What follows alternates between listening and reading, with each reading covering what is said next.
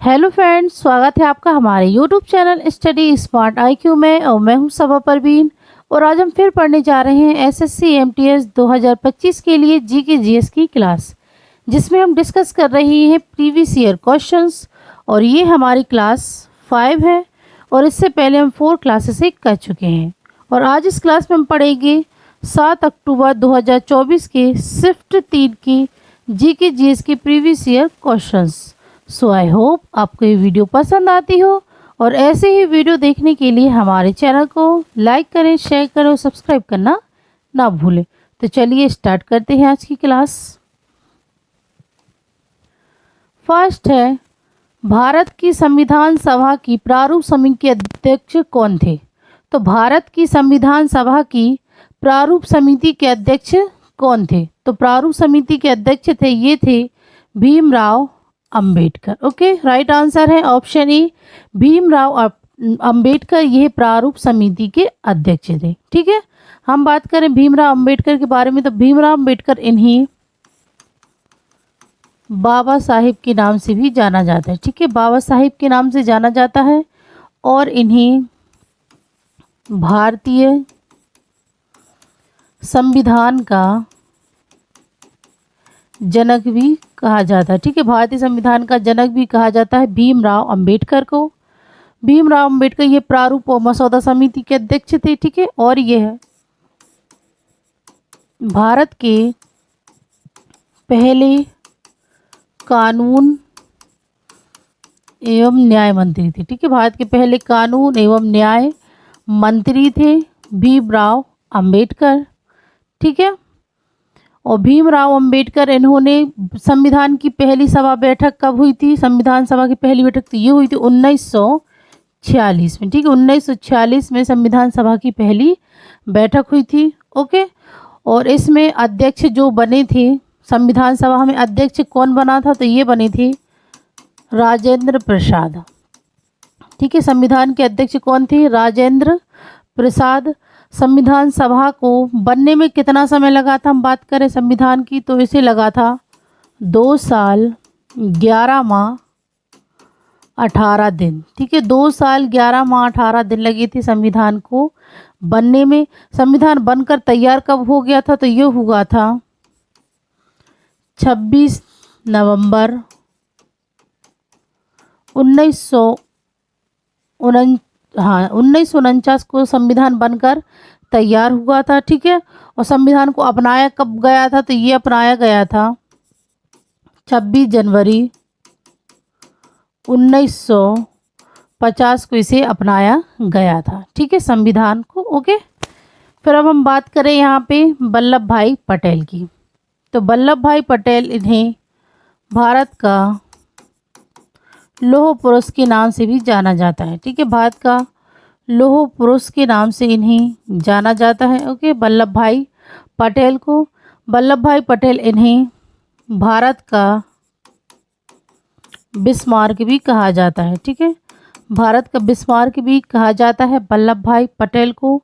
वल्लभ भाई पटेल इन्होंने बारदोली सत्याग्रह का नेतृत्व किया था। ठीक है, बारदोली सत्याग्रह का नेतृत्व किया था। ठीक है, बारदोली सत्याग्रह का नेतृत्व किया था वल्लभ भाई पटेल ने, जहां फिर उन्हें बारदोली की औरतों ने इन्हें सरदार की उपाधि से सम्मानित किया था। ठीक है ना, बारदोली सत्याग्रह की औरतों ने इन्हें सरदार की उपाधि दी थी वल्लभ भाई पटेल को। ठीक है, वल्लभ भाई पटेल ये है भारत के पहले उप प्रधानमंत्री और पहले गृह मंत्री थे। ठीक है, पहले उप प्रधानमंत्री और पहले गृह मंत्री थे वल्लभ भाई पटेल। ठीक है, फिर बात करें हम राजेंद्र प्रसाद की, तो राजेंद्र प्रसाद यह भारत के पहले राष्ट्रपति थे। ठीक है ना, भारत के पहले राष्ट्रपति थे राजेंद्र प्रसाद। और राजेंद्र प्रसाद यह संविधान सभा के पहले अध्यक्ष बने थे। ठीक है ना, यानी कि संविधान सभा के अध्यक्ष बने थे कौन? राजेंद्र प्रसाद। ठीक है, फिर जे.बी. कृपलानी, तो जे.बी. कृपलानी यह एक भारतीय स्वतंत्रता सेनानी थे। ठीक है, भारतीय स्वतंत्रता सेनानी थे JB कृपलानी। ओके, चलिए तो अब हम नेक्स्ट करते हैं। तो आई होप आपको ये समझ में आया हो। ठीक है, तो अब हम नेक्स्ट करते हैं। चलिए नेक्स्ट है, निम्नलिखित में से कौन सा नृत्य रूप मुख्य रूप से पूर्वी भारत के राज्यों जैसे उड़ीसा, झारखंड और पश्चिम बंगाल से जुड़ा है? तो इनमें से कौन सा नृत्य है भरतनाट्यम, कुचिपुड़ी, छऊ और कथक, जो कि मुख्य रूप से पूर्वी भारत के राज्यों जैसे उड़ीसा, झारखंड और पश्चिम बंगाल से जुड़ा है? तो यह जुड़ा हुआ है छऊ नृत्य। ओके, राइट आंसर है ऑप्शन सी, छऊ नृत्य। यह मुख्य रूप से पूरी भारत के राज्यों जैसे उड़ीसा, झारखंड और पश्चिम बंगाल से जुड़ा है। ओके, फिर हम बात करें भरतनाट्यम, तो यह एक शास्त्रीय नृत्य है। ये कहाँ का है?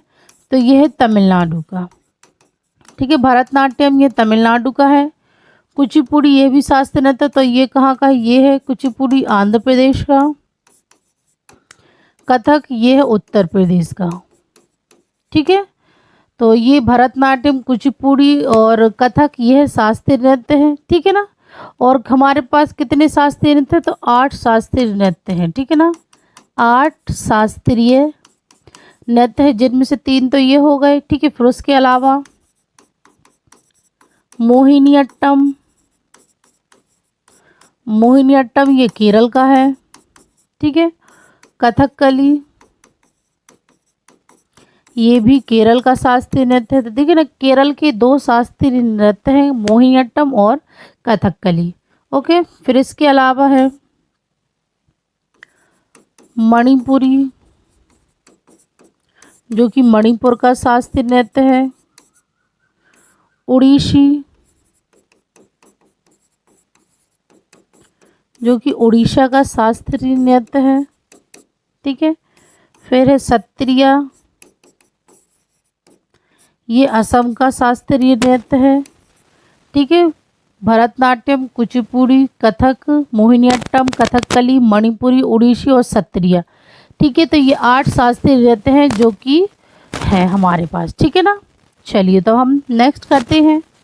नेक्स्ट है, विजयनगर साम्राज्य के सल्वु वंश की स्थापना किसने की थी? तो विजयनगर साम्राज्य के सल्वु वंश की स्थापना निम्नलिखित में से किसने की थी? रामदेव राय, नरसिंह देव राय या बुक्का राय प्रथम या बुक्का कृष्णदेव राय?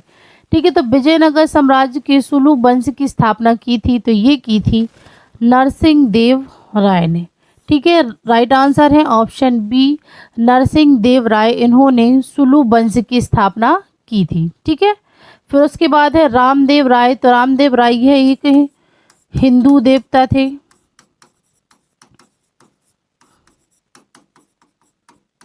फिर बुक्का राय प्रथम, तो बुक्का राय प्रथम यह विजयनगर साम्राज्य के संस्थापक थे। ठीक है, फिर है कृष्णदेव राय। तो कृष्णदेव राय यह विजयनगर साम्राज्य के सम्राट थे। ओके, कृष्णदेव राय। तो चलिए अब हम नेक्स्ट करते हैं। नेक्स्ट है 2020-21 में श्रम और रोजगार सांख्यिकी 2022 के अनुसार पहले कॉलम में दिए गए राज्यों को मिलान दूसरे कॉलम में दिए बेरोजगारी दर से करें। तो हमें पे यहाँ राज्य और यहाँ पे उनके प्रतिशत दिए गए हैं, तो इनकी हमें जोड़ी बनाना है। ठीक है, तो राज्यों को बेरोजगारी दर से हमें जोड़ी बनाना है। तो केरल का बेरोजगारी दर कितना है? तो केरल का बेरोजगारी दर है, तो ये है 10.5%। गोवा का, तो गोवा का है 6.3%। हरियाणा का है, तो हरियाणा का है 10.1%। और उत्तराखंड का, तो उत्तराखंड का 6.9%। ओके, तो इसमें फर्स्ट का है डी, सेकंड का है सी। फर्स्ट का डी, सेकंड का, सॉरी 1 मिनट, यहाँ पर कुछ गलती हो गई है। हाँ 1 मिनट, यहाँ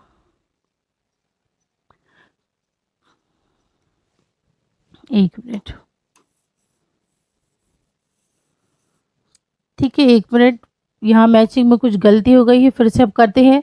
तो केरल में प्रतिशत कितना है? तो केरल का प्रतिशत है 10.1%। गोवा का है तो गोवा का है 10.5%। हरियाणा का तो हरियाणा का है 6.3%। और उत्तराखंड का है 6.9%। ओके, यहाँ पे मुझसे गलती हो गई थी तो सॉरी। केरल का, ठीक है ना, केरल का है हमारे पास 10.1%, गोवा का है 10.5, हरियाणा का है 6.3 और उत्तराखंड का है 6.9। तो इसमें राइट आंसर होगा BDAC। तो राइट आंसर है ऑप्शन 4 BDAC इसका राइट आंसर है। ओके, तो मुझसे वहाँ गलती हो गई थी तो आप इसे करेक्ट कर लीजिएगा। तो फिर अब हम नेक्स्ट करते हैं। सो नेक्स्ट है अनुच्छेद -A भारतीय संविधान के 11वें मौलिक कर्तव्य का पूरक है। तो अनुच्छेद -A यह भारतीय संविधान के 11वें मौलिक कर्तव्य का पूरक है। अनुच्छेद 28, अनुच्छेद 46, अनुच्छेद 21 या अनुच्छेद 23। तो ये है अनुच्छेद 21A जो कि भारतीय संविधान के 11वें मौलिक कर्तव्य के पूरक है। ओके, चलिए नेक्स्ट करते हैं। नेक्स्ट है निम्नलिखित में से कौन सा पुरस्कार मध्य प्रदेश सरकार द्वारा प्रायोजित नहीं है? टैगोर रत्न, देवी अहिल्याबाई पुरस्कार, कबीरा कुमार सम्मान, तुलसीदास सम्मान। तो इनमें से कौन सा पुरस्कार है जो कि मध्य प्रदेश सरकार द्वारा प्रायोजित नहीं है? तो वो नहीं है टैगोर रत्न। ओके, राइट आंसर है ऑप्शन ए टैगोर रत्न। यह पुरस्कार मध्य प्रदेश सरकार द्वारा प्रायोजित नहीं है। ठीक है, हम बात करें देवी अहिल्याबाई पुरस्कार की, तो इसकी शुरुआत कब हुई थी?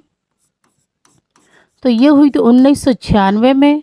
कबीरा कुमार सम्मान की शुरुआत ये हुई थी 1990 में।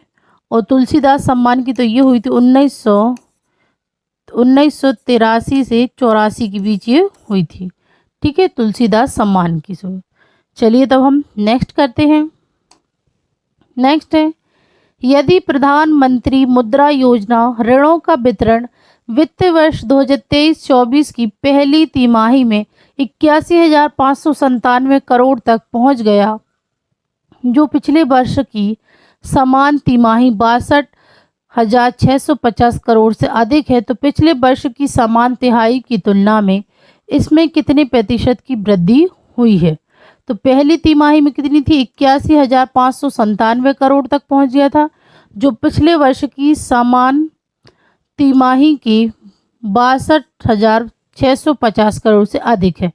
तो पिछले वर्ष के समान तिमाही की तुलना में इसमें कितने प्रतिशत की वृद्धि हुई है? 23, 27, 20, 15% या 20%। तो इसमें वृद्धि हुई है 23% की। ओके, राइट आंसर है ऑप्शन ए 23%। चलिए तो नेक्स्ट करते हैं। नेक्स्ट है निम्नलिखित में से किस वर्ष भारत छोड़ो आंदोलन शुरू किया गया था? तो भारत छोड़ो आंदोलन यह किस वर्ष शुरू हुआ था और किसने किया था? तो भारत छोड़ो आंदोलन की शुरुआत ये हुई थी 1942 में। ठीक है ना, और इसकी शुरुआत की थी महात्मा गांधी ने। ठीक है ना, महात्मा गांधी ने भारत छोड़ो आंदोलन की शुरुआत की थी और इसी टाइम इन्होंने नारा दिया था करो या मरो का नारा दिया था। ठीक है ना, महात्मा गांधी ने करो या मरो का नारा दिया था, डू एंड डाई। ओके, चलिए तो हम नेक्स्ट करते हैं। नेक्स्ट है सरीसृपों के मामले में उनका हृदय 4 कक्षों में ठीक से विभाजित नहीं होता है, अर्थात इसमें 2 अलिंद और 1 अधूरा विभाजित निलय होता है। निम्नलिखित में से कौन सा सरीसृप 4 कक्षीय हृदय वाला एक उदाहरण है? ठीक है, तो इनमें से कौन सा सरीसृप है जो कि 4 कक्षीय हृदय वाला उदाहरण है? ठीक है, सांप, केचुआ, मगरमच्छ या छिपकली। तो जो 4 कक्षीय हृदय वाला उदाहरण है इसमें, तो वो है मगरमच्छ। ओके, राइट आंसर है ऑप्शन सी मगरमच्छ। चलिए तो नेक्स्ट करते हैं अब हम। नेक्स्ट है भारत के संविधान के कौन से अनुच्छेद केंद्र में संसदीय शासन प्रणाली का प्रावधान करते हैं? तो भारतीय संविधान के कौन से अनुच्छेद केंद्र में संसदीय शासन प्रणाली का प्रावधान करता है? तो ये करते हैं अनुच्छेद 74 और 75। ओके, राइट आंसर है ऑप्शन ए अनुच्छेद 74 और 75। चलिए नेक्स्ट है, भारत में निम्नलिखित में से कौन सी फसल खरीफ के मौसम में उगाई जाती है? तो खरीफ के मौसम में कौन सी फसल उगाई जाती है? सरसों, खीरा, सोयाबीन या जौ? तो खरीफ के मौसम में जो फसल उगाई जाती है वो है सोयाबीन की। राइट आंसर है ऑप्शन सी सोयाबीन। फिर जौ और सरसों, तो जौ और सरसों यह रबी की फसल है, ठीक है ना, यह रबी की फसलें हैं। और जो खीरा है तो ये जायद की फसल है, ठीक है ना, जायद की फसल है खीरा। ओके, चलिए नेक्स्ट करते हैं। नेक्स्ट है 28 जनवरी 2024 को सम्राट चौधरी और विजय कुमार सिन्हा के डैश उप मुख्यमंत्री बने। तो 28 जनवरी 2024 को सम्राट चौधरी और विजय कुमार सिन्हा ये कहाँ के उप मुख्यमंत्री बने? तो यह बने थे बिहार के। ओके, राइट आंसर है ऑप्शन सी बिहार। चलिए नेक्स्ट है, निम्नलिखित में से कौन सी आत्मकथा भीष्म साहनी की है? तो इनमें से कौन सी आत्मकथा भीष्म साहनी की है? तो ये है आज के अतीत। राइट आंसर है ऑप्शन ए आज के अतीत आत्मकथा यह भीष्म साहनी की है। फिर इसके अलावा आत्मा परिचय ये किसकी आत्मकथा है? तो ये है हरिवंश राय बच्चन की, ठीक है, हरिवंश राय बच्चन की आत्मकथा है, ठीक है ना, आत्मा परिचय। फिर अर्धकथा ये किसकी आत्मकथा है? तो अर्धकथा यह आत्मकथा है बनारसी दास जैन की, ठीक है, बनारसी दास जैन की ये आत्मकथा है अर्धकथा। फिर पंखिन, तो पंखिन यह आत्मकथा है, सॉरी पंखिन ये आत्मकथा नहीं है, ठीक है ना, पंखिन ये आत्मकथा नहीं, ये एक उपन्यास है, ठीक है, पंखिन यह आत्मकथा नहीं है, ये एक उपन्यास है। ओके, चलिए तो अब हम नेक्स्ट करते हैं। नेक्स्ट है, भारत में बहुआयामी गरीबी सूचकांक किस वर्ष शुरू किया गया था? तो भारत में बहुआयामी गरीबी सूचकांक यह शुरू किया गया था 2021 में। ओके, राइट आंसर है ऑप्शन ए 2021। चलिए नेक्स्ट है, वल्लभी प्रकार के नागर मंदिर आकार में आमतौर पर डैश होते हैं जिनकी छत एक मेहराबदार कक्ष में ऊपर उठती है। तो वल्लभी प्रकार के नागर मंदिर आकार में आमतौर पर डैश होते हैं जिनकी छत एक मेहराबदार कक्ष में ऊपर उठती है, वर्गाकार, त्रिकोणीय, गोलाकार या आयताकार। तो यह मंदिर के आकार आमतौर पर आयताकार के होते हैं, ठीक है, तो राइट आंसर है ऑप्शन डी आयताकार। चलिए नेक्स्ट है, दुर्ग, बस्तर, चंद्रपुर लौह अयस्क पेटी निम्नलिखित में से किस राज्य समूह में स्थित है? तो दुर्ग, बस्तर, चंद्रपुर लौह अयस्क पेटी यह स्थित है छत्तीसगढ़ महाराष्ट्र में। ओके, राइट आंसर है ऑप्शन बी छत्तीसगढ़ महाराष्ट्र। चलिए नेक्स्ट है, ultimate kho kho league season 2 का खिताब किस टीम ने जीता? तो ultimate kho kho league season 2 का खिताब यह जीता है गुजरात जायंट्स। राइट आंसर है ऑप्शन बी गुजरात जायंट्स ने इन्होंने ultimate kho kho league season का 2 खिताब जीता है। ओके, चलिए नेक्स्ट है, बौने पर और बालों के रंग उड़ जाने से पीड़ित व्यक्ति को सबसे अधिक संभावना किस बीमारी से पीड़ित है? तो बौने पर और बालों के रंग उड़ जाने से पीड़ित व्यक्ति को सबसे अधिक संभावना किस बीमारी से पीड़ित है? तो ये है प्रोटीन की कमी। ओके, राइट आंसर है ऑप्शन ए प्रोटीन की कमी। चलिए नेक्स्ट है, 1950 में भारत के पहले गणतंत्र दिवस के मुख्य अतिथि कौन थे? तो 1950 में भारत के पहले गणतंत्र दिवस के मुख्य अतिथि कौन थे? तो ये थे सुकार्नो। ओके, राइट आंसर है ऑप्शन सी सुकार्नो। नेक्स्ट है, निम्नलिखित में से कौन आधुनिक ओलंपिक में पहले भारतीय प्रतिनिधि थे? तो आधुनिक ओलंपिक में पहले भारतीय प्रतिनिधि कौन थे? मिल्खा सिंह, केडी यादव, नीलिमा घोष या नॉर्मन पिचर्ड?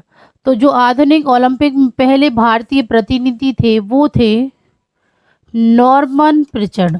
राइट आंसर है ऑप्शन डी नॉर्मन पिचर्ड। फिर बात करें मिल्खा सिंह, तो मिल्खा सिंह इन्हें फ्लाइंग सिख के नाम से जाना जाता है। ठीक है, फ्लाइंग सिख के नाम से जाना जाता है। ओके, चलिए नेक्स्ट करते हैं। निम्नलिखित में से कौन भारत का पहला क्षेत्रीय ग्रामीण बैंक था? तो भारत का पहला क्षेत्रीय ग्रामीण बैंक था, तो ये था Prathama bank. Right answer option C Prathama bank. चलिए नेक्स्ट है। कमरे के तापमान 25 डिग्री सेल्सियस पर द्रव अवस्था में पाए जाने वाले तत्व हैं।